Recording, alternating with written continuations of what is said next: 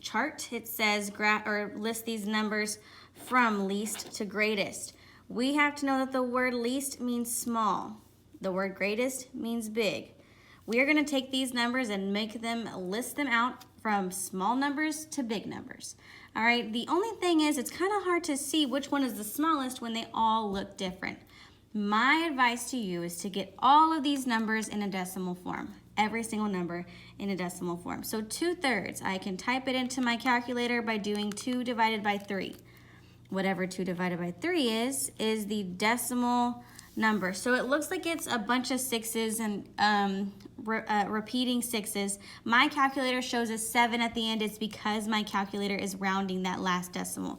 But these are repeating. So I'm going to use this little line to show that the 6 repeats over and over. All right, now I'm going to try 5/8. So 5 divided by 8 gives me 0.625. Now remember, this is a bunch of sixes up here, so I'm just going to go ahead and just write those out because it's going to be really tricky when we realize that 0.60 is different than 0.6 repeating, okay? Just so we know. 65% is technically 65 over 100. That is how we change percents to decimals, is I need to go ahead and know that 65 over 100. A percentage is always out of 100, okay? Just like a grade on a test. If you make a 70, you could have made a 100. It's a percentage. It's 70 out of 100 points. So 65 divided by 100, because I'm still wanting decimal form, is 0.65. Okay, if we're trying to figure out what the smallest number is out of all of these, it's definitely not going to be the 0.7. The 0.7 is bigger than 0.6, all of those. I'm looking for the next spot over here. So I'm going to have to look at the second decimal place. The smallest number that has the second decimal place is this one. So 5/8 will go first in our least to greatest list. The next one, so I'm going to mark that one out so I don't use it again. Let's still look at these second decimal places. Looks like 65% is going to be our next one. Our next one after that will be the 2/3. And finally, the 0.7. 0.7 is bigger than 0.6. Okay, we know that. All right, let's move on. We have some different looking questions. We have fractions with pies, with square roots. What we're gonna have to do is we're gonna have to simplify these. Like I said, I can't figure out which fraction looks smaller or bigger.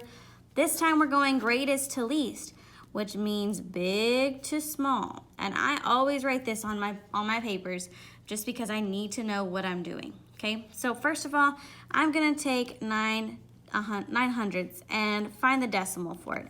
It is 0.09. Then I'm gonna take pi over 24 because all these have the same numbers, by the way.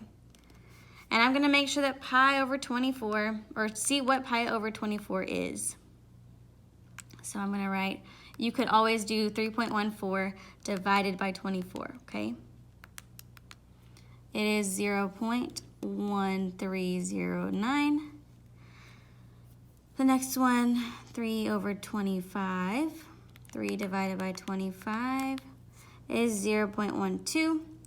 And the last one, the square root of 3 over 11. So you could find the square root of 3 first and then divide that number by 11, just so we know, okay? Square root of 3 over, the fancy calculators will do it all together, just so you know, but 0.1574459. I'm just gonna leave it like that. Okay, so we have to figure out which one is the biggest number. They're all zeros, so great.